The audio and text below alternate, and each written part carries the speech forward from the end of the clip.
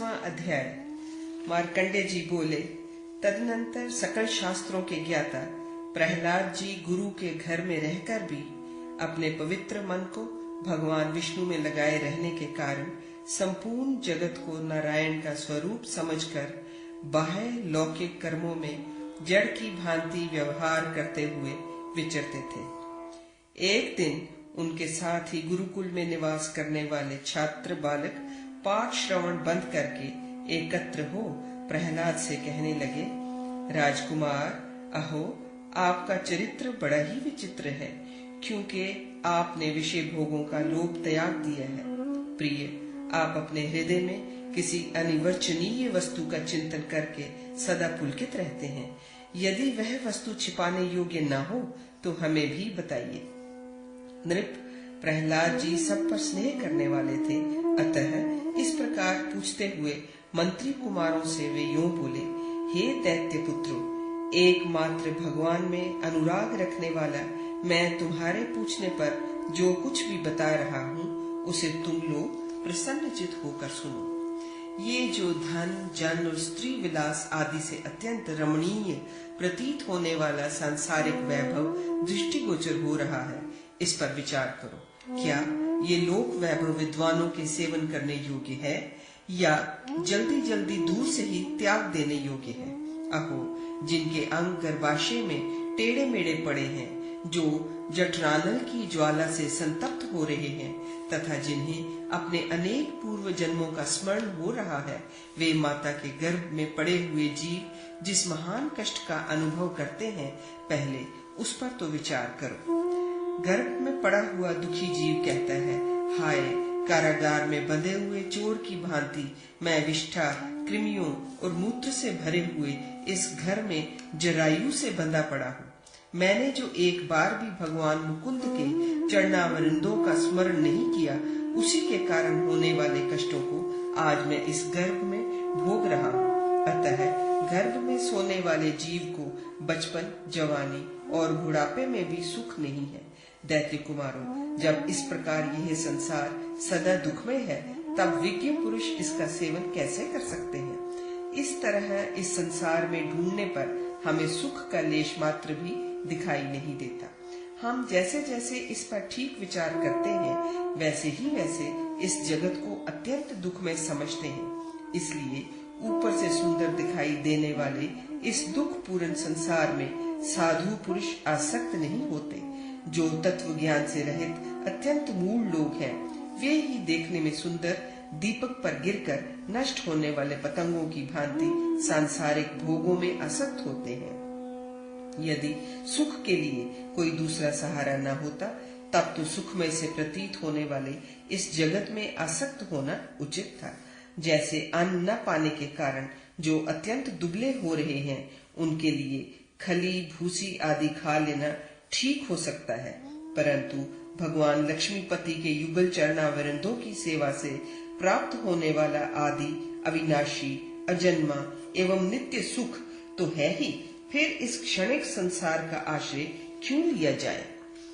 जो बिना कष्ट के ही प्राप्त होने योग्य इस महान सुख को त्याग कर अन्य तुच्छ सुखों की इच्छा करता है, वह दीन हृदय मूर्ख पुरुष मानो हाथ में आए हुए अपने राज्य को त्याग कर भीख मांगता है। भगवान लक्ष्मीपति के युगल चरणावरिंदों का यथार्थ पूजन वस्त्र, धन और परिश्रम से नहीं होता, किंतु मनुष्य यदि अनन्यचित होकर केशव, माधव आदि भगवान नामों का उच्चारण करे तो वही उनकी वास्तविक पूजा है। दैत्य कुमारों, इस प्रकार संसार को दुखमय जानकर भगवान का ही भली भांति भजन करो। इस प्रकार करने से ही मनुष्य का जन्म सफल हो सकता है, नहीं तो अज्ञानी पुरुष भव सागर में ही नीचे से और नीचे स्तर में ही गिरता रहता है। इसलिए इस संसार में समस्त कामनाओं से रहित हो तुम सभी लोग अपने हृदय के भीतर विराजमान शंख, चक्र, गदाधारी, वरदाता, अविनाशी, स्तवनीय भगवान मुकुंद का सच्चे भक्ति भाव से सदा चिंतन करो। भव सागर में पड़े हुए दैत्य पुत्रों, तुम लोग नास्तिक नहीं हो, इसलिए दयावश मैं तुमसे ये गोपनीय बात बतलाता हूँ। समस्त प्राणियों के प्रति मित्र भाव रखो, क्योंकि सबके भीतर भगवान विष्णु ही विराजमान है।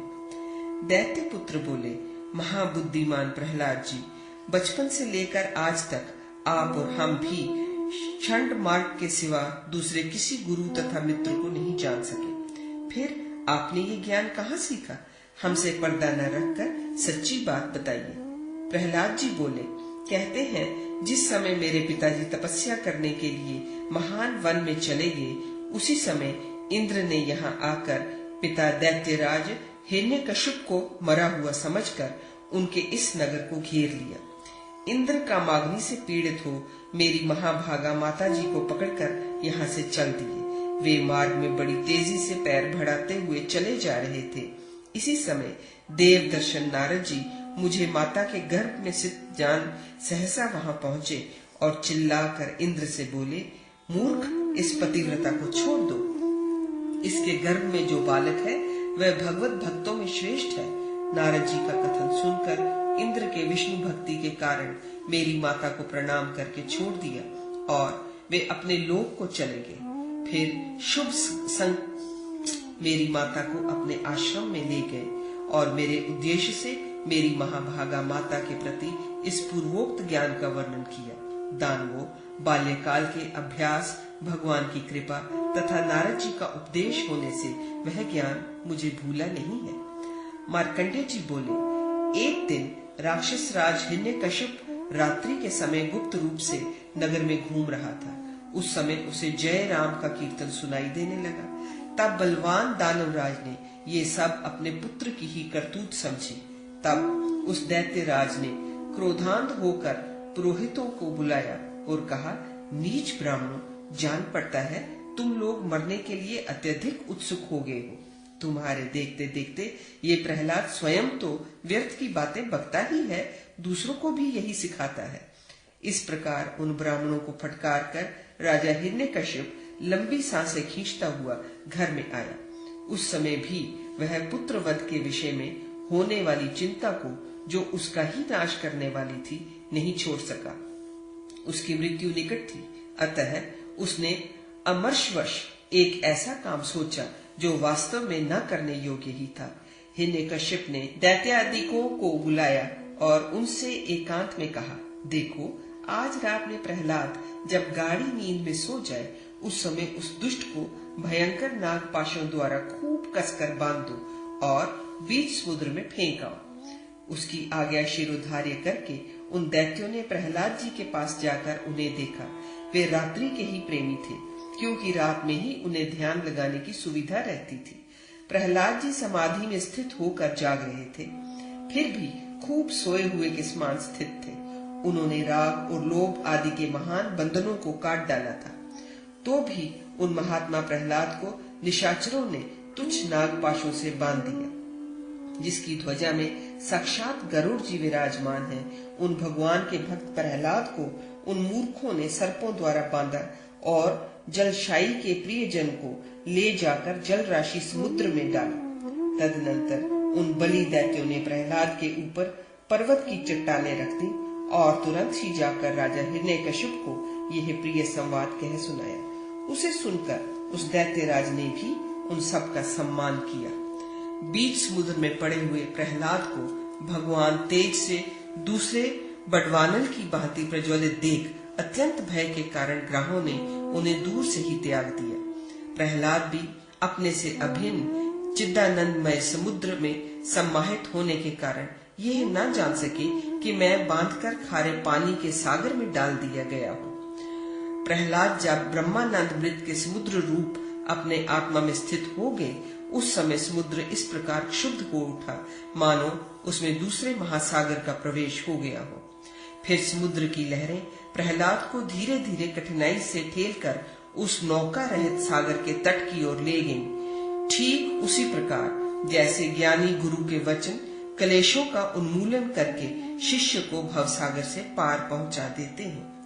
ध्यान के द्वारा विष्णु स्वरूप हुए उन प्रहलाद जी को तीर पर पहुंचाकर भगवान वरुणालय बहुत से रत्न ले उनका दर्शन करने के लिए आए।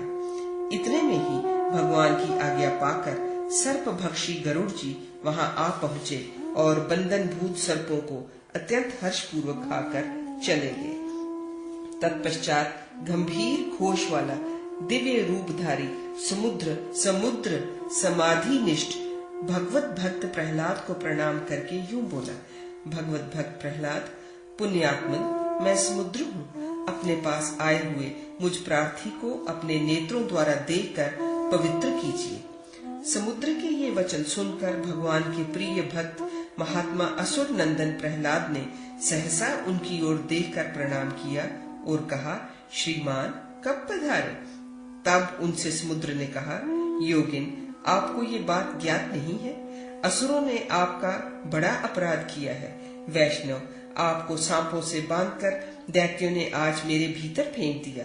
तब मैंने तुरंत ही आपको किनारे लगाया और उन सांपों को अभी अभी महात्मा गरुड़ जी भक्षण करके गए हैं। महात्मन, मैं सत्संग का अभिलाषी हूँ। आप मुझ पर अनुग्रह करें और इन रत्नों को भेंट स्वरूप स्वीकार करें। मेरे लिए आप भगवान विष्णु के समान ही पूज्य हैं।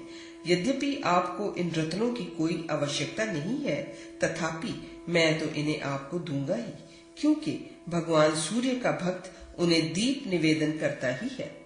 घोर आपत्तियों में भी भगवान विष्णु ने ही आपकी रक्षा की है। सूर्य की भांति आप जैसे शुद्ध चित्त महात्मा संसार में अधिक नहीं है। बहुत क्या कहूँ, आज मैं कृतार्थ हो गया, क्योंकि आज मुझे आपके साथ स्थित होने का सौभाग्य प्राप्त हुआ।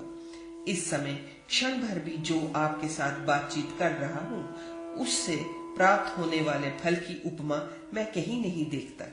इस प्रकार समुद्र ने साक्षात भगवान लक्ष्मीपति के महात्म्य सूचक वचनों द्वारा जब उनकी स्तुति की, तब भगवान के प्रिय भक्त प्रहलाद जी को बड़ी लज्जा हुई और हर्ष भी।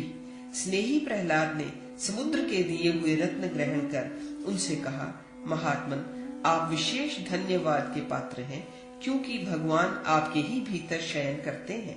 ये प्रसिद्ध है कि जगन में प्रभु प्रलय काल में भी संपूर्ण जगत को अपने में लीन करके एकांव रूप में स्थित आप महात्मा महासागर में ही शयन करते हैं। समुद्र, मैं इन स्थूल नेत्रों से भगवान जगन्नाथ का दर्शन करना चाहता हूँ। आप धन्य हैं, क्योंकि सदा भगवान का दर्शन करते रहते हैं। कृपया मुझे भी उनके दर्शन का उपाय बताइए। यूं कहकर प्रहलाद जी समुद्र के चरणों पर गिर पड़े। तब समुद्र ने उनको शीघ्र ही उठाकर कहा, योगींद्र, आप तो सदा ही अपने हृदय में भगवान का दर्शन करते हैं, तथापि यदि इन नेत्रों से भी देखना चाहते हैं तो उन भक्त वत्सल भगवान का स्तवन कीजिए। यूं कहकर समुद्र देव अपने जल में प्रविष्ट हो गए। समुद्र के चले जाने पर दैत्य नंदन प्रहलाद जी रात्रि में वहां अकेले ही रहकर भगवान के दर्शन को एक असंभव कार्य मानते हुए भक्ति पूर्वक श्री हरि की स्तुति करने लगे। प्रहलाद जी बोले, धीर पुरुष जिनके दर्शन की योग्यता प्राप्त करने के लिए सदा ही सैकड़ों वेदांत वाक्य रूप वायु द्वारा अत्यंत बढ़ी हुई वैराग्य रूप अग्नि की ज्वाला से अपने चित्त को तपाकर भली भांति शुद्ध किया करते हैं, वे भगवान विष्णु भला मेरे दृष्टि पथ में कैसे आ सकते हैं? एक के ऊपर एक के क्रम से ऊपर ऊपर जिनका आवरण पड़ा हुआ है, ऐसे मात्सर्य, क्रोध, काम, लोभ, मोह, मद आदि 6 सुदृढ़ बंधनों से भली भांति बंधा हुआ मेरा मन अंधा हो रहा है। कहाँ भगवान श्री हरि और कहाँ मैं? भय उपस्थित होने पर उनकी शांति के लिए क्षीर सागर के तट पर जाकर ब्रह्मा आदि देवता उत्तम रीति से स्तवन करते हुए किसी प्रकार जिनका दर्शन कर पाते हैं, उन्हीं भगवान के दर्शन की मुझ जैसा दैत्य आशा करे, ये कैसा आश्चर्य है। राजन, इस प्रकार अपने को भगवान का दर्शन पाने के योग्य न मानते हुए प्रहलाद जी उनकी अप्राप्ति के दुख से कातर हो उठे। उनका चित्त उद्वेग और अनुताप के समुद्र में डूब गया। वे नेत्रों से आंसुओं की धारा बहाते हुए मूर्छित होकर गिर पड़े।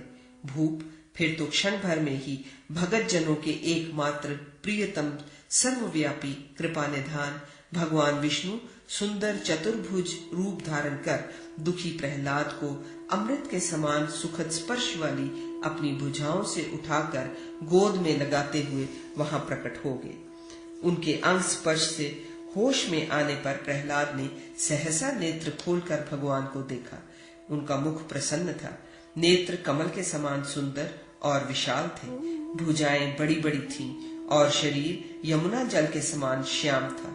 वे परम तेजस्वी और अपरिमित ऐश्वर्यशाली थे।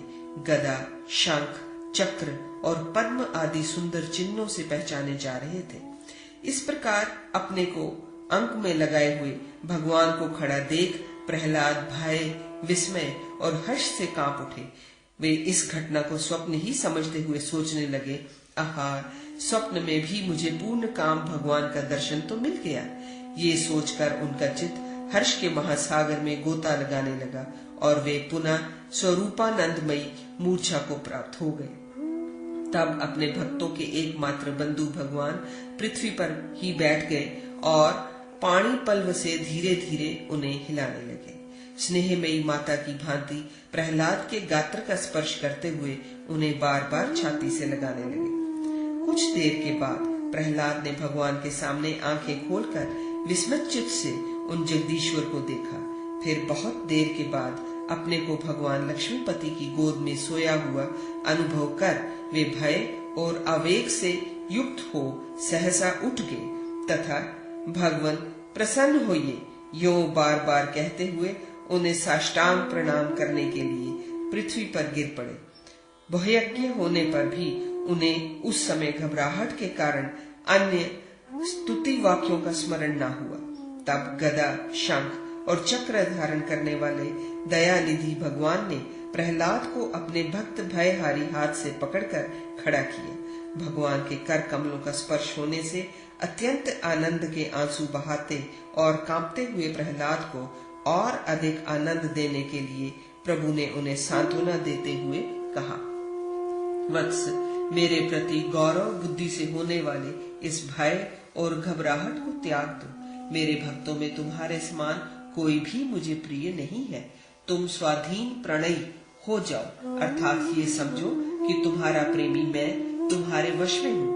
मैं नित्य पूर्ण काम हूँ, तथापि भक्तों की समस्त कामनाओं को पूर्ण करने के लिए मेरे अनेक अवतार हुआ करते हैं। अतः तुम भी बताओ तुम्हें कौन सी वस्तु प्रिय है। तदनंतर खिले हुए नेत्रों से भगवान के मुख को सतृष्ण भाव से देखते हुए प्रहलाद ने हाथ जोड़ नमस्कार पूर्वक उनसे यूं निवेदन किया, भगवान, यह वरदान का समय नहीं है, केवल मुझ पर प्रसन्न होइए। इस समय मेरा मन आपके दर्शन रूपी अमृत का आस्वादन करने से तृप्त नहीं हो रहा है। प्रभु, ब्रह्मादि देवताओं के लिए भी जिनका दर्शन पाना कठिन है, ऐसे आपका दर्शन करते हुए मेरा मन 10 लाख वर्षों में भी तृप्त न होगा। इस प्रकार आपके दर्शन से अतृप्त रहने वाले मुझ सेवक का चित्त आपके दर्शन के बाद और क्या मांग सकता है। तब मुस्कानमयी सुधा का स्रोत बहाते हुए उन जगदीश्वर ने अपने परम प्रिय भक्त प्रहलाद को मोक्ष लक्ष्मी से संयुक्त सा करते हुए उससे कहा, वत्स, ये सत्य है कि तुम्हें मेरे दर्शन से बढ़कर दूसरा कुछ भी प्रिय नहीं है, किंतु मेरी इच्छा तुम्हें कुछ देने की है। अतः तुम मेरा प्रिय करने के लिए ही मुझसे कुछ मांग लो। तब बुद्धिमान प्रहलाद ने कहा, देव, मैं जन्मांतरों में भी गरुड़ जी की भांति आप में ही भक्ति रखने वाला आपका दास हूँ। ये सुनकर भगवान ने कहा, यह तो तुमने मेरे लिए कठिन समस्या रख दी। मैं तो तुम्हें स्वयं अपने आप को दे देना चाहता हूँ और तुम मेरी दास्ता चाहते हो। बुद्धिमान दैत्य राजकुमार, दूसरे वर मांगो। तब प्रहलाद ने भक्तों की कामना पूर्ण करने वाले भगवान विष्णु से पुनः कहा, नाथ, आप प्रसन्न हो। मुझे तो यही चाहिए कि आप में मेरी सात्विक भक्ति सदा स्थित रहे। यही नहीं, इस भक्ति से युक्त होकर मैं आपका स्तवन किया करूं और आपके ही परायण रहकर सदा नाचा करूं। भगवान ने संतुष्ट होकर प्रिय भाषण करने वाले प्रिय भक्त प्रहलाद से तब कहा, वत्स, तुम्हें जो जो अभीष्ट हो वह सब प्राप्त हो, तुम सुखी रहो। एक बात और है, महामते, यहाँ से मेरे अंतर्दहन हो जाने पर भी तुम खेद न करना। मैं अपने परम प्रिय स्थान क्षीर सागर की भांति तुम्हारे शुद्ध चित्त से कभी अलग न होऊंगा। तुम 2 ही 3 दिनों के बाद मुझे दुष्ट हिरण्यकशिपु का वध करने के लिए उद्यत अपूर्व शरीर धारण किए नृसिंह रूप में, जो पापियों के लिए भयानक है, पुनः प्रकट देखोगे। यूं कहकर भगवान हरि अपने को प्रणाम करके अत्यंत ललचाई हुई दृष्टि से देखते रहने पर भी तृप्त न होने वाले उस भक्त प्रहलाद के सामने ही माया से अंतर्धान हो गए। तत्पश्चात वे सहसा सब ओर दृष्टि डालने पर भी जब भक्त वत्सल भगवान को न देख सके, तब आंसू बहाते हुए उच्च स्वर से हाहाकार करके बड़ी देर तक भगवान की वंदना करते रहे। फिर जब प्रातः काल जगे हुए जंतुओं की वाणी सब ओर सुनाई देने लगी, तब बुद्धिमान प्रहलाद समुद्र तट से उठकर अपने नगर को चले गए। इसके बाद दैत्य नंदन प्रहलाद जी परम प्रसन्न होकर अपने स्मरण बल से संसार में सब ओर भगवान का ही दर्शन करते हुए तथा भगवान एवं मनुष्य की गति को भली भांति समझते हुए रोमांचित होकर धीरे धीरे गुरु के 44वां अध्याय। मार्कंडेय जी बोले, तदनंतर प्रहलाद को कुशल पूर्वक समुद्र से लौटा देखकर जिन्होंने उन्हें महासागर में डाला था, वे दैत्य बड़े विस्मित हुए और उन्होंने तुरंत यह समाचार दैत्यराज हिरण्यकशिपु को दिया। उन्हें स्वस्थ लौटा सुन दैत्यराज विस्मय से व्याकुल हो उठा और क्रोधवश मृत्यु के अधीन होकर बोला, उसे यहाँ बुला लाओ। असुरों के द्वारा बुरी तरह से पकड़कर लाए जाने पर दिव्य दृष्टि वाले प्रहलाद ने सिंहासन पर बैठे हुए दैत्यराज हिरण्यकशिपु को देखा। उसकी मृत्यु निकट थी। उसका तेज बहुत बड़ा हुआ था। उसके आभूषण नील प्रभा युक्त माणिक्यों की कांति से आच्छन्न थे। अतएव वह धूम युक्त फैली हुई अग्नि के समान शोभित हो रहा था। वह ऊंचे सिंहासन मंच पर विराजमान था और उसे मेघ के समान काले दाढ़ों के कारण विकराल, अत्यंत भयानक, कुमार्गदर्शी एवं यज्ञदूतों के समान क्रूर दैत्य घेरे हुए थे। प्रहलाद जी ने दूर से ही हाथ जोड़कर पिता को प्रणाम किया और खड़े हो गए। तब मृत्यु के निकट पहुंचने वाले की भांति अकारण ही क्रोध करने वाले उस दुष्ट ने भगवत भक्त पुत्र को उच्च स्वर में डांटते हुए कहा, अरे मूर्ख, तू मेरा ये अंतिम और अटल वचन सुन। इसके बाद मैं तुझसे कुछ न कहूंगा। इसे सुनकर तेरी जैसी इच्छा हो वही करना। ये कहकर उसने शीघ्र ही चंद्रहास नामक अपनी अद्भुत तलवार खींच ली। उस समय सब लोग उसकी ओर आश्चर्यपूर्वक देखने लगे। उसने तलवार चलाते हुए पुनः प्रहलाद से कहा, रे मूढ़, तेरा विष्णु कहाँ है? आज वह तेरी रक्षा करे। तूने कहा था कि वह सर्वत्र है, फिर इस खंबे में क्यों नहीं दिखाई देता? यदि तेरे विष्णु को इस खंबे के भीतर देख लूंगा तब तो तुझे नहीं मारूंगा। यदि ऐसा न हुआ तो इस तलवार से तेरे 2 टुकड़े कर दिए जाएंगे।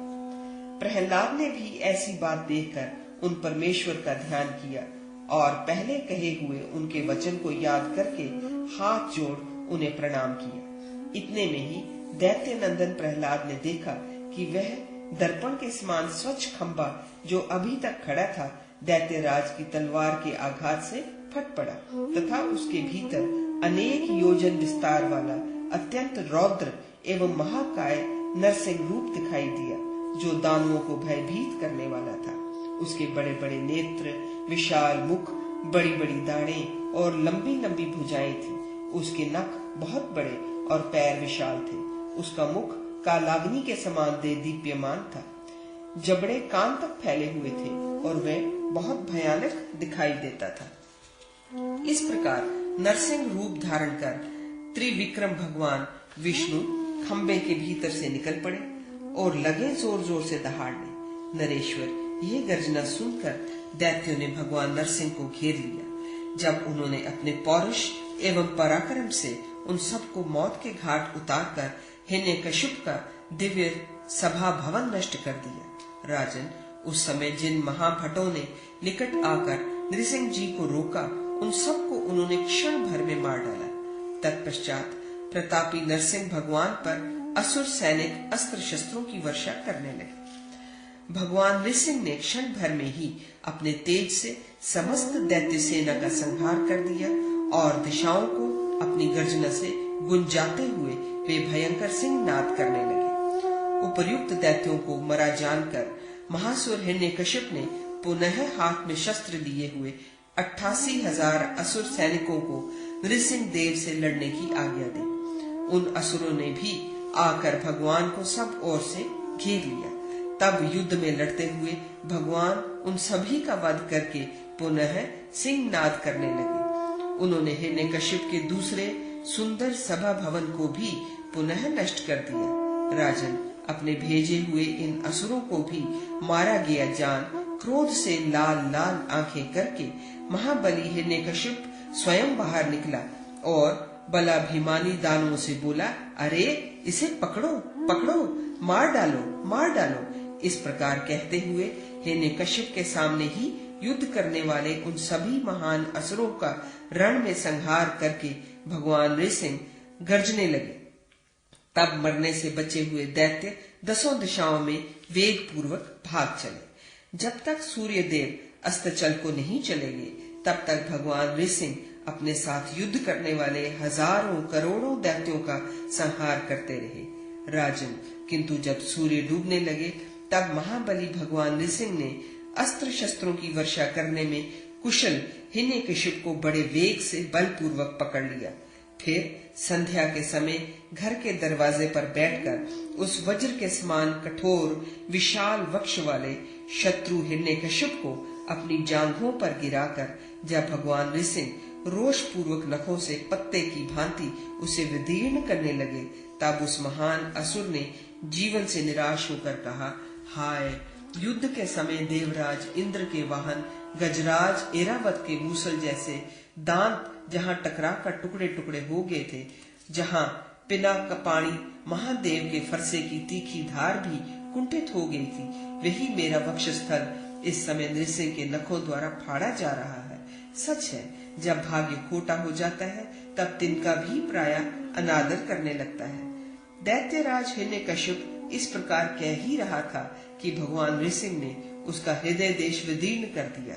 ठीक उसी तरह जैसे हाथी कमल के पत्ते को अनायास ही छिन्न भिन्न कर देता है। उसके शरीर के दोनों टुकड़े महात्मा नृसिंह के नखों के छेद में घुसकर छिप गए। राजन, तब भगवान सब ओर देखकर अत्यंत विस्मित हो सोचने लगे, अहो, वह दुष्ट कहाँ चला गया?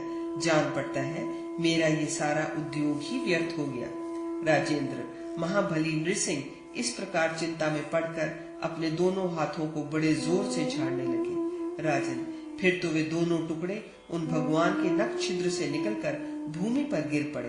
वे कुचलकर धूलिकण के समान हो गए। ये देख रोषहीन हो वे परमेश्वर हंसने लगे। इसी समय ब्रह्मादि सभी देवता अत्यंत प्रसन्न हो वहां आए और भगवान नरसिंह के मस्तक पर फूलों की वर्षा करने लगे। पास आकर उन सब ने उन परम प्रभु नरसिंह देव का पूजन किया। तदनंतर ब्रह्मा जी ने प्रहलाद को दैत्यों के राजा के पद पर अभिषिक्त किया।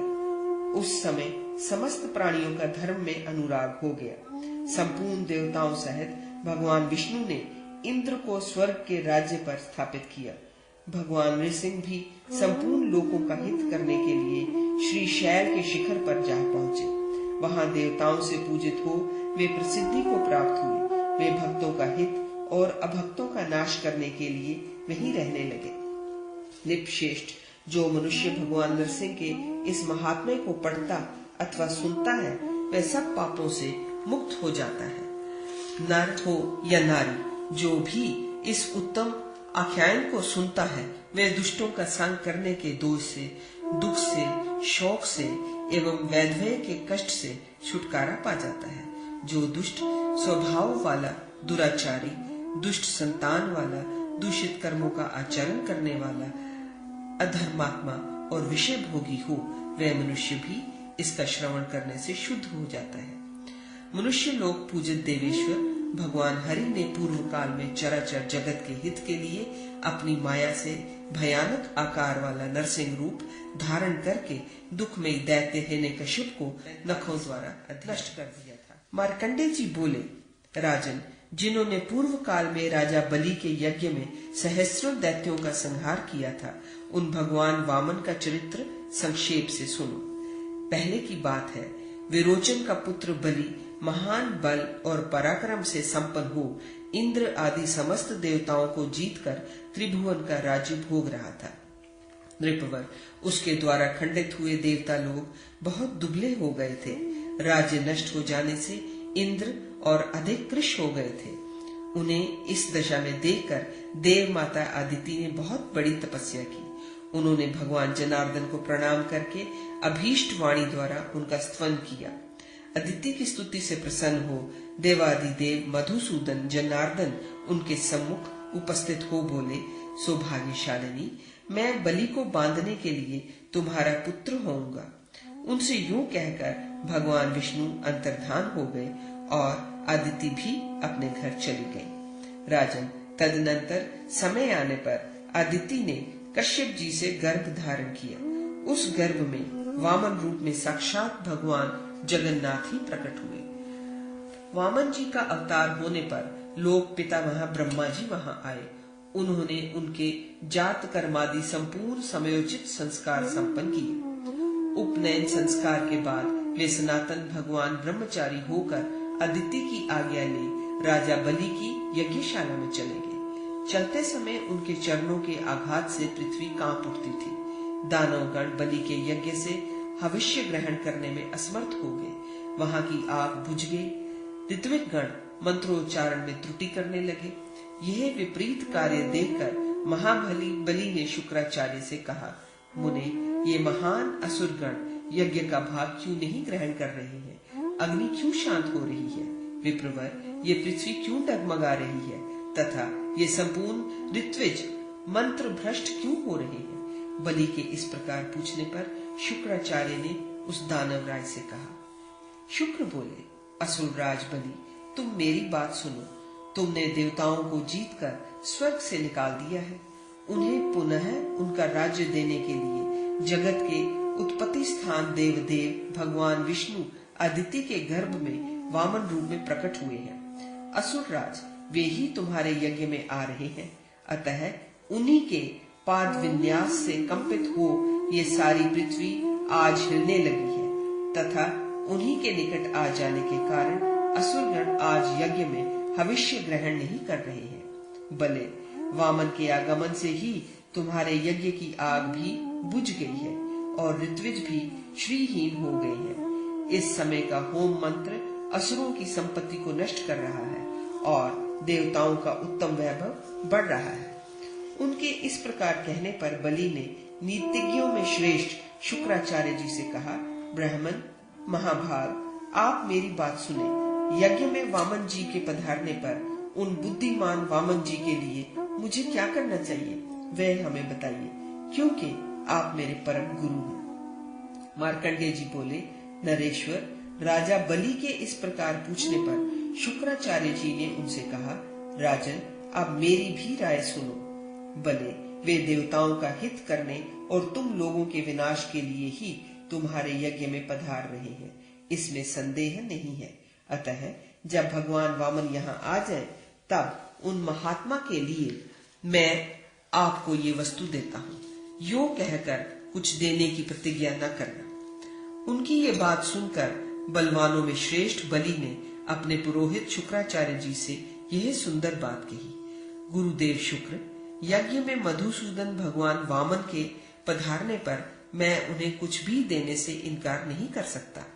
अभी अभी मैं आपसे कह चुका हूँ कि दूसरे प्राणी भी यदि मुझसे कुछ याचना करेंगे तो मैं उन्हें वह वस्तु देने से इनकार नहीं कर सकता। फिर शारंग धनुष धारण करने वाले साक्षात भगवान विष्णु मेरे यज्ञ में पधारे और मैं उनकी मुंह मांगी वस्तु उन्हें देने से इनकार कर दूं, ये कैसे संभव होगा? ब्राह्मण देव, यहाँ भगवान वामन के पदार्पण करने पर आप उनके कार्य में विघ्न न डालिएगा। वे जो जो द्रव्य मांगेंगे वही वही मैं उन्हें दूंगा। मुनि श्रेष्ठ, यदि सचमुच ही यहाँ भगवान वामन पधार रहे हैं तो मैं कृतार्थ हो गया। राजा बलि जब इस प्रकार कह रहे थे, उसी समय वामन जी ने आकर यज्ञशाला में प्रवेश किया और वे उनके उस यज्ञ की प्रशंसा करने लगे। राजन, उन्हें देखते ही दैत्याधिपति राजा बलि ने सहसा उठकर पूजन सामग्रियों से उनकी पूजा की। फिर इस प्रकार कहा, देवदेव, आप धन आदि जो जो वस्तु मांगेंगे वह सब मैं आपको दूंगा, इसलिए वामन जी आज आप मुझसे याचना कीजिए। नृपेंद्र बलि के यूं कहने पर उस समय देवेश्वर भगवान वामन ने उनसे यही याचना की कि मुझे अग्निशाला के लिए केवल 3 पग भूमि दीजिए, मुझे धन की आवश्यकता नहीं है। भगवान वामन के यूं कहने पर बलि ने उनसे कहा, यदि 3 पग भूमि से आपको संतोष है तो 3 पग भूमि मैंने आपको दे दी। बलि के द्वारा यूं कहे जाने पर भगवान वामन उनसे बोले, यदि आपने मुझे 3 पग भूमि दे दी तो मेरे हाथ में संकल्प का जल दीजिए। कहते हैं उस समय वहां देवदेव भगवान वामन जी के इस प्रकार आज्ञा देने पर स्वयं राजा बलि जल से भरे हुए स्वर्ण कलश को लेकर भक्ति पूर्वक खड़े हो गए, और ज्यों ही वामन जी के हाथ में जल देने को उद्यत हुए त्यों ही शुक्राचार्य ने कलश में घुसकर गिरती हुई जलधारा रोक दी। सत्तम, तब वामन जी ने क्रुद्ध होकर पवित्र के अग्रभाग से कलश के छेद में जल निकलने के मार्ग पर स्थित हुए शुक्राचार्य की एक आंख छेद डाली। नरोत्तम, एक आंख छिद जाने पर शुक्राचार्य उसमें से निकल भागे। तत्पश्चात वामन जी के हाथ में जल की धारा गिरी। हाथ पर जल पड़ते ही वामन जी क्षण भर में ही बहुत बड़े हो गए। सप्तम, उन्होंने एक पग से ये संपूर्ण पृथ्वी नाप ली, द्वितीय पग से अंतरिक्ष लोक तथा तृतीय पग स्वर्ग लोक को आक्रांत कर लिया। फिर अनेक दानवों का संहार करके बलि से त्रिभुवन का राज्य छीन लिया, और ये त्रिलोक की इंद्र को अर्पित कर पुनः बलि से कहा, तुमने भक्ति पूर्वक आज मेरे हाथ में संकल्प का जल अर्पित किया है, इसलिए इस समय मैंने तुम्हें उत्तम पाताल लोक का राज्य दिया। महाभाग, वहां जाकर तुम मेरे प्रसाद से राज्य भोगो। वैवस्वत मनवंतर व्यतीत हो जाने पर तुम पुनः इंद्र पद पर प्रतिष्ठित होगे। तब बलि ने भगवान को प्रणाम करके पाताल तल में जाकर वहां उत्तम भोगों को प्राप्त किया। राजन, शुक्राचार्य भी भगवान वामन की कृपा से त्रिभुवन की राजधानी स्वर्ग में आकर सब देवताओं के साथ सुख पूर्वक रहने लगे। जो मनुष्य प्रातः काल उठकर भगवान वामन की इस कथा का स्मरण करता है वह सब पापों से मुक्त होकर विष्णु लोक में प्रतिष्ठित होता है। नृप, इस प्रकार पूर्व काल में भगवान विष्णु ने वामन रूप धारण कर त्रिभुवन का राज्य बलि से ले लिया और उसे कृपा पूर्वक देवराज इंद्र को अर्पित कर दिया। तत्पश्चात क्षीर साध्याय चले। मार्कंडेय जी बोले, राजन, अब मैं भगवान विष्णु के जामदग्न नामक शुभ अवतार का वर्णन करता हूँ, जिसने पूर्व काल में क्षत्रिय वंश का उच्छेद किया था। उस प्रसंग को सुनो।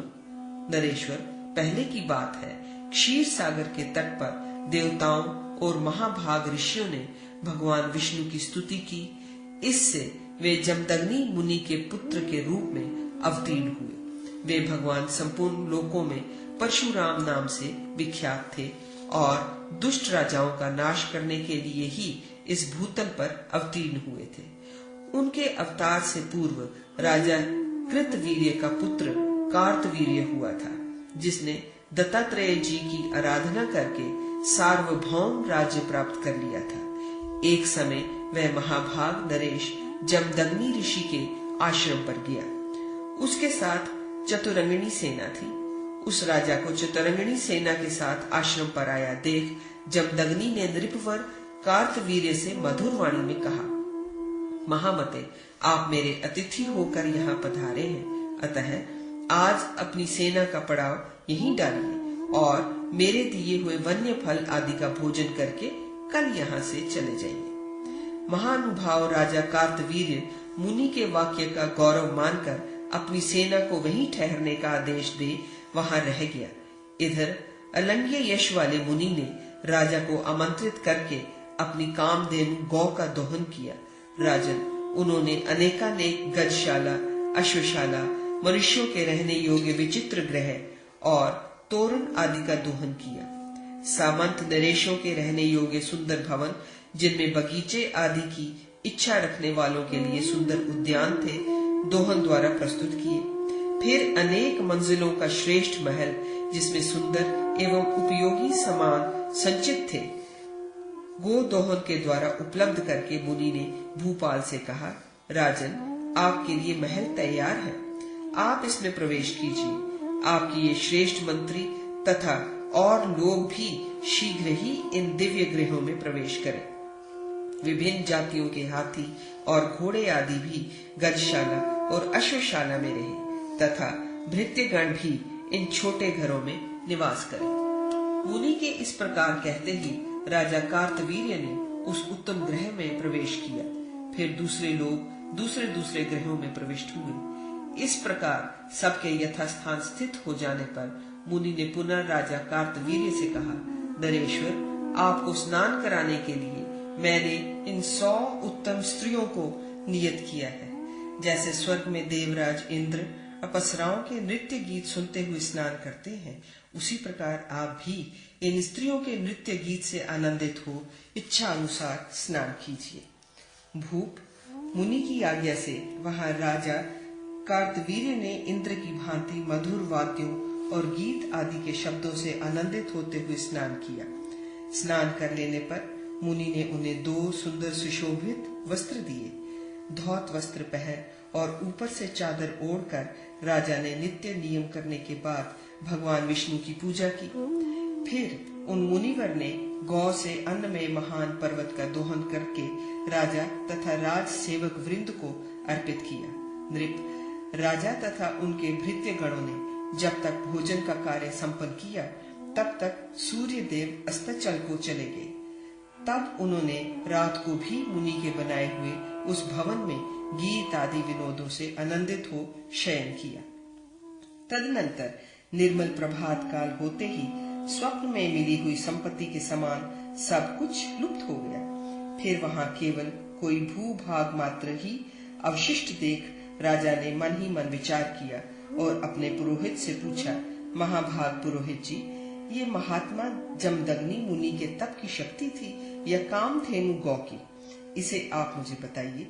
कार्तवीर्य के इस प्रकार पूछने पर पुरोहित ने उससे कहा, राजन, मुनि में भी सामर्थ्य है, परंतु ये सिद्धि तो गौ की ही थी। तो भी नरेश्वर, आप लोभवश उस गौ का अपहरण न करें, क्योंकि जो उसे हर लेने की इच्छा करता है उसका निश्चय ही विनाश हो जाता है। ये सुनकर राजा के प्रधान मंत्री ने कहा, महाराज, ब्राह्मण ब्राह्मण का ही प्रेमी होता है। वह अपने पक्ष का पोषण करने के कारण राजा के कार्य की कोई परवाह नहीं करता। राजन, उस गौ को पाकर आपके पास तत्काल गुप्त हो जाने वाला नाना प्रकार के घर, सोने के पात्र, शय आदि तथा सुंदर स्त्रियां, ये सब सामान प्रस्तुत रहेंगे जिन्हें हम लोगों ने वहां प्रत्यक्ष देखा है। इस उत्तम धेनु को आप अवश्य ले चले। महामते राजेंद्र, ये गौ आपके ही योग्य है। भूपाल, यदि आपकी इच्छा हो तो मैं स्वयं जाकर इसे ले आऊंगा। आप केवल मुझे आज्ञा दीजिए। नृपवर मंत्री के इस प्रकार कहने पर राजा ने बहुत अच्छा कहकर अनुमति दे दी। फिर राजमंत्री आश्रम पर जाकर गौ का अपहरण करने लगा। तब जमदग्नि मुनि ने उसे सब ओर से मना किया, किंतु उसने उनकी बात न मानते हुए कहा, महाबुद्धिमान ब्राह्मण, ये गौ राजा के योग्य है, अतः इसे राजा को ही दे दीजिए। आप तो साग और फल खाने वाले हैं, आपको इस गाय से क्या काम है? यो कहकर मंत्री उस गौ को बलपूर्वक ले जाने लगा। राजन, तब उस मुनि ने स्त्री सहित आकर उसे पुनः रोका। इस पर उस दुष्टात्मा और ब्रह्म हत्यारे मंत्री ने उस मुनि का वध करके गौ को ज्यों ही ले जाना चाहा, त्यों ही वह दिव्य गौ आकाश मार्ग से चली गई और राजा मन ही मन क्षुब्ध होकर महिष्मती नगरी को लौट आया। राजन, उस समय मुनि की पत्नी दुख से पीड़ित होकर अत्यंत विलाप करने लगी और प्राण त्याग देने की इच्छा से अपनी कुक्षी में उसने 21 बार मुक्का मारा। माता का विलाप सुनकर परशुराम जी वन से फूल आदि लेकर हाथ में कुल्हाड़ी लिए उसी समय आए और माता से बोले, माँ, इस प्रकार छाती पीटने की आवश्यकता नहीं है। मैं सब कुछ शकुन से जान गया हूँ। उस दुष्ट मंत्री वाले दुराचारी राजा अर्जुन का मैं अवश्य वध करूंगा। माता, चूंकि तुमने अपनी कुक्षी में 21 बार प्रहार किया है, इसलिए मैं इस भूमंडल के क्षत्रियों का 21 बार संहार करूंगा। इस प्रकार प्रतिज्ञा करके फरसा लेकर वे वहां से चल दिए और महिष्मतीपुरी में जाकर उन्होंने राजा कार्तवीर्य अर्जुन को ललकारा। तब वह अनेक अक्षौहिणी सेना के साथ युद्ध के लिए आया। वहां उन दोनों में महाभयानक रोमांचकारी युद्ध हुआ, जो सैकड़ों अस्त्र शस्त्रों के प्रहार से व्याप्त तथा मांस खाने वाले प्राणियों के आनंद देने वाला था। उस समय परशुराम जी अपने में अचिंत्य स्वरूप परम ज्योतिर्मय कारण मूर्ति भगवान विष्णु की भावना करके महान बल और पराक्रम से संपन्न हो गए। उन्होंने परम आश्चर्यमय पौरुष प्रकट करते हुए कार्तवीर्य की असंख्य क्षत्रियों से युक्त संपूर्ण सेना को मारकर भूमि पर गिरा दिया और रोष से भरकर कार्तवीर्य की समस्त भुजाएं काट डाली। उसके बाहुवन का उच्छेद हो जाने पर भृगुनंदन परशुराम ने उसका मस्तक भी धड़ से अलग कर दिया। इस प्रकार वह चक्रवर्ती राजा कार्तवीर्य श्री भगवान विष्णु के हाथ से वध को प्राप्त होकर दिव्य रूप धारण करके श्री संपन्न एवं दिव्य चंदनों से अनुलिप्त होकर दिव्य विमान पर आरूढ़ हो विष्णु धाम को प्राप्त हुआ। फिर महान बल और पराक्रम वाले परशुराम जी ने भी इस पृथ्वी के क्षत्रियों का 21 बार संहार किया। इस प्रकार क्षत्रियों का वध करके उन्होंने भूमि का भार उतारा और संपूर्ण पृथ्वी महात्मा कश्यप जी को दान कर दी। इस प्रकार मैंने तुमसे ये जामदग्नि नामक अवतार का वर्णन किया। जो भक्ति पूर्वक इसका श्रवण करता है वह सब पापों से मुक्त हो जाता है। राजन, इस तरह पृथ्वी पर अवतीर्ण होने के बाद ये साक्षात भगवान विष्णु स्वरूप परशुराम जी 21 बार क्षत्रियों को मारकर क्षत्रिय तेज को छिन्न भिन्न करके आज भी महेंद्र पर्वत पर विराजमान है। कर दिए, फिर तो वह धरती पर गिरी और मर गई। इस प्रकार ताड़का का वध करवाकर मुनि श्री राम और लक्ष्मण दोनों को अपने उस दिव्य सिद्धाश्रम पर ले गए, जो बहुत से मुनियों द्वारा सेवित था। वह आश्रम विंध्य पर्वत की मध्यवर्तनी उपत्यकाम में विद्यमान था। वहां नाना प्रकार के वृक्ष और लता समूह फैले हुए थे और भांति भांति के पुष्प उसकी शोभा बढ़ा रहे थे। वह आश्रम अनेकानेक झरनों के जल से सुशोभित तथा शाक एवं मूल फल आदि से संपन्न था।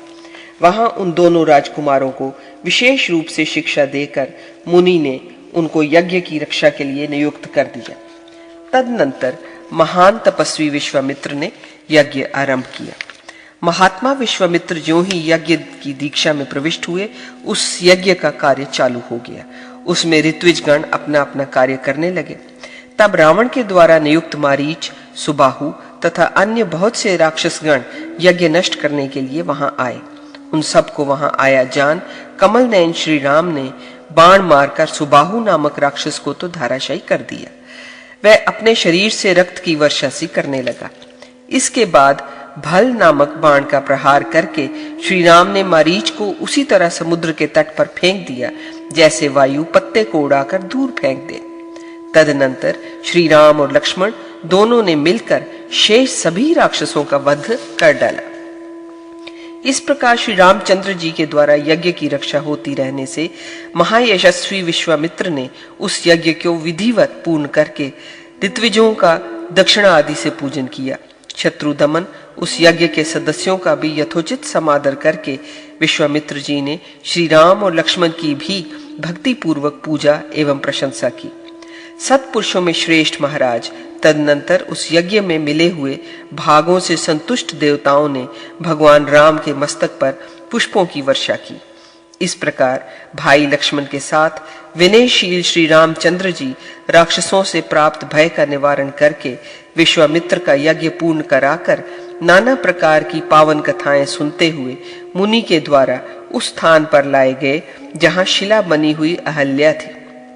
राजेंद्र पूर्व काल में इंद्र के साथ व्यभिचार करने से अपने पति गौतम का शाप प्राप्त कर अहिल्या पत्थर हो गई थी। उस समय राम का दर्शन पाते ही वह शाप से मुक्त हो पुनः अपने पति गौतम के पास चली गई। तदनंतर विश्वामित्र जी ने वहां क्षण भर विचार किया कि मुझे कमल लोचन रामचंद्र जी का विवाह करके इन्हें अयोध्या ले चलना चाहिए। ये सोचकर अनेक शिष्यों से घिरे हुए महातपस्वी विश्वामित्र जी श्री राम और लक्ष्मण को साथ ले मिथिला की ओर चल दिए। इनके जाने से पूर्व ही वहां सीता से विवाह करने की इच्छा वाले अनेक महान पराक्रमी राजकुमार नाना देशों से जनक के यहाँ पधारे थे। उन सबको आया देख राजा जनक ने उनका यथोचित सत्कार किया तथा जो सीता के स्वयंवर के लिए ही प्रकट हुआ था, उस महान महेश्वर धनुष का चंदन और पुष्प आदि से पूजन करके उसे रमणीय शोभा से संपन्न सुविस्तृत रंगमंच पर लाकर रखवाया। तब राजा जनक ने वहां पधारे हुए उन समस्त राजाओं के प्रति उच्च स्वर से कहा, राजकुमारों, जिसके खींचने से ये धनुष टूट जाएगा, वह सर्वांग सुंदरी सीता उसी की धर्मपत्नी हो सकती है। महात्मा जनक के द्वारा ऐसी बात सुनाई जाने पर वे नरेशगण क्रमशः उस धनुष को ले लेकर चढ़ाने का प्रयत्न करने लगे, परंतु बारी बारी से उस धनुष द्वारा ही झटके खाकर कांपते हुए वे दूर गिर जाते थे। राजन, इससे उन सभी भूपालों को वहां बड़ी लज्जा हुई। नरेश्वर, इन सब के निराश हो जाने पर वीर राजा जनक उस शिव धनुष को यथास्थान रखवाकर श्री राम के आगमन की प्रतीक्षा में वहां ही ठहरे रहे। इतने में विश्वामित्र जी मिथिला नरेश के राजभवन में आ पहुंचे। जनक ने श्री राम, लक्ष्मण तथा शिष्यों से युक्त विश्वामित्र जी को अपने भवन में आया देख उस समय उनकी विधिवत पूजा की। फिर ब्राह्मण का अनुसरण करने वाले तथा लावण्य आदि गुणों से लक्षित रघुवंशनाथ बुद्धिमान श्री राम एवं शील सदाचार आदि गुणों से युक्त महामती लक्ष्मण का भी यथा योग्य पूजन करके जनक जी मन ही मन बहुत प्रसन्न हुए। तत्पश्चात सोने के सिंहासन पर सुख पूर्वक बैठकर छोटे बड़े शिष्यों से घिरे हुए मुनिवर विश्वामित्र से वे बोले, भगवान, अब मुझे क्या करना चाहिए?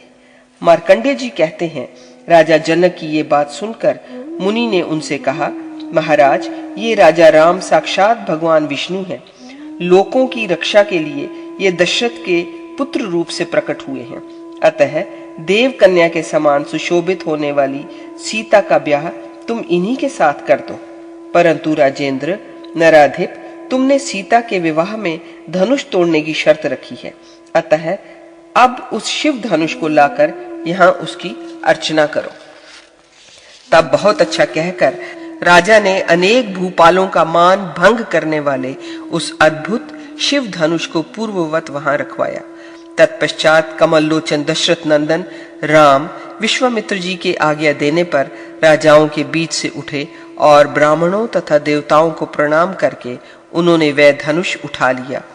फिर उन महाबाहु ने धनुष की डोरी चढ़ाकर उसकी टंकार की। राम के द्वारा बलपूर्वक खींचे जाने से वह महान धनुष सहसा टूट गया। तब सीता जी सुंदर माला लेकर आई और उन संपूर्ण क्षत्रियों के निकट भगवान राम के गले में वह माला डालकर उन्होंने उनका विधि पूर्वक पति रूप से वरण किया। इससे वहां आए हुए सभी महाबली क्षत्रिय कुपित हो गए और श्री रामचंद्र जी पर सब ओर से आक्रमण एवं गर्जना करते हुए उन पर बाण बरसाने लगे।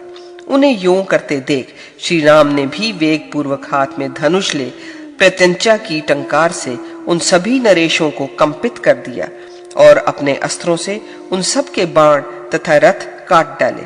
इतना ही नहीं, श्री राम ने लीला पूर्वक ही उनके धनुष तथा पताकाएं भी काट डाली। तदनंतर मिथिला नरेश भी अपनी सारी सेना तैयार करके उस संग्राम में जमाता श्री राम की रक्षा करते हुए उनके पृष्ठपोषक हो गए। इधर महावीर लक्ष्मण ने भी युद्ध में उन राजाओं को मार भगाया तथा उनके हाथी, घोड़े और बहुत से रथ अपने अधिकार में कर लिए। अपने वाहन छोड़कर भागे जाते हुए उन राजाओं को मार डालने के लिए लक्ष्मण उनके पीछे दौड़े। तब उन्हें मिथिला नरेश जनक और विश्वामित्र ने मना कर दिया। राजाओं की सेना पर विजय पाए हुए महावीर श्री राम को लक्ष्मण सहित साथ ले राजा जनक ने अपने सुंदर भवन में प्रवेश किया। उसी समय उन्होंने राजा दशरथ के पास एक दूत भेजा। दूत के मुख से सारी बातें सुनकर राजा को सब वृतांत ज्ञात हुआ। तब श्रीमान राजा दशरथ अपनी रानियों और पुत्रों के साथ ले हाथी, घोड़े और रथ आदि वाहनों से संपन्न हो सेना के साथ तुरंत ही मिथिला में पधारे। राजन जनक ने भी राजा दशरथ का भली भांति सत्कार किया। फिर विधि पूर्वक जिसके पाणी ग्रहण की शर्त पूरी की जा चुकी थी, उस अपनी कन्या सीता को राम के हाथ में दे दिया। तत्पश्चात अपनी अन्य 3 कन्याओं को भी, जो परम सुंदरी आभूषणों से अलंकृत थीं, लक्ष्मण आदि 3 भाइयों के साथ विधि पूर्वक ब्याह दिया। इस प्रकार विवाह कर लेने के पश्चात कमल लोचन श्री राम अपने भ्राताओं, माताओं और बलवान पिता के साथ कुछ दिनों तक नाना प्रकार के भोजन आदि से सत्कृत हो मिथिलापुरी में रहे। फिर महाराज दशरथ को अपने पुत्रों के साथ अयोध्या जाने के लिए उत्कंठित देख राजा जनक ने सीता के लिए बहुत सा धन और दिव्य रत्न देकर श्री राम के लिए अत्यंत सुंदर वस्त्र, क्रिया कुशल हाथी, घोड़े और दास दिए एवं दासी के रूप में बहुत सी सुंदर स्त्रियां भी अर्पित की। उन बलवान भूपाल ने बहुत से रत्नमय आभूषणों द्वारा विभूषित सुंदरी साध्वी पुत्री सीता को रथ पर चढ़ाकर वेद ध्वनि तथा अन्य मांगलिक शब्दों के साथ विदा किया। अपनी दिव्य कन्या सीता को विदा कर राजा जनक दशरथ जी तथा विश्वामित्र मुनि को प्रणाम करके लौट आए। तब जनक की अति सौभाग्यशालिनी रानियां भी अपनी कन्याओं को ये शिक्षा दे कर कि शुभे तुम पति की भक्ति तथा सास ससुर की सेवा करना। उन्हें उनकी सासुओं को सौंप नगर में लौट आई। कहते हैं तदनंतर ये सुनकर कि राम अपनी प्रबल सेना के साथ अयोध्यापुरी को लौट रहे हैं, परशुराम ने उनका मार्ग रोक लिया। उन्हें देखकर सभी राजपुरुषों का हृदय कातर हो गया।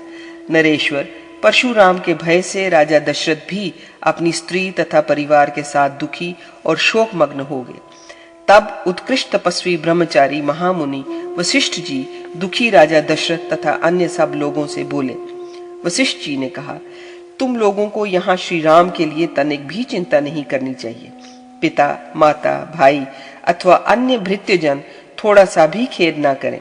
नरपाल, ये श्री रामचंद्र जी साक्षात भगवान विष्णु हैं। समस्त जगत की रक्षा के लिए ही इन्होंने तुम्हारे घर में अवतार लिया है, इसमें संदेह नहीं है।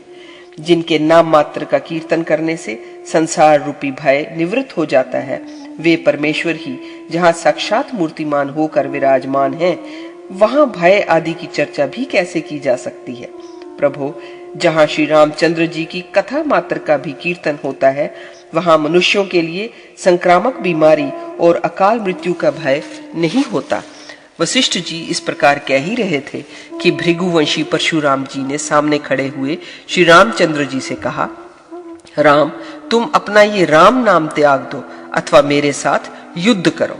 उनके यूं कहने पर रघुकुल नंदन श्री राम ने मार्ग में खड़े हुए उन परशुराम जी से कहा, मैं राम नाम कैसे छोड़ सकता हूँ? तुम्हारे साथ युद्ध ही करूंगा, संभल जाओ। उनसे इस प्रकार कहकर कमल लोचन श्री राम अलग खड़े हो गए और उन वीरवर ने उस समय वीर परशुराम के सामने ही धनुष की प्रत्यंचा की टंकार की। तब परशुराम जी के शरीर से वैष्णव तेज निकलकर सब प्राणियों के देखते देखते श्री राम के मुख में समा गया। उस समय भृगुवंशी परशुराम ने श्री राम की ओर देख प्रसन्न मुख होकर कहा, महाबाहु श्री राम, आप ही राम हैं। अब इस विषय में मुझे संदेह नहीं है। प्रभु, आज मैंने आपको पहचाना। आप साक्षात विष्णु ही इस रूप में अवतीर्ण हुए हैं। वीर, अब आप अपनी इच्छा अनुसार जाइए, देवताओं का कार्य सिद्ध कीजिए और दुष्टों का नाश करके साधु पुरुषों का पालन कीजिए। श्री राम, अब आप स्वेच्छानुसार चले जाइए, मैं भी तपोवन को जाता हूँ। यूं कहकर परशुराम जी उन दशरथ आदि के द्वारा मुनि भाव से पूजित हुए और तपस्या के लिए मन में निश्चय करके महेंद्राचल को चले गए। तब समस्त बारातियों तथा महाराज दशरथ को महान हर्ष प्राप्त हुआ और वे श्री रामचंद्र जी के साथ अयोध्यापुरी के निकट पहुंचे। उधर संपूर्ण पूर्ववासी मंगलमयी अयोध्या नगरी को सब ओर दिव्य सजावट से सुसज्जित करके शंख और दुंदुभी आदि गाजे बाजे के साथ उनकी अगवानी के लिए निकले। नगर के बाहर आकर वे रण में अजय श्री राम जी को पत्नी सहित नगर में प्रवेश करते हुए देखकर आनंद मगन हो गए और उन्हीं के साथ अयोध्या में प्रविष्ट हुए।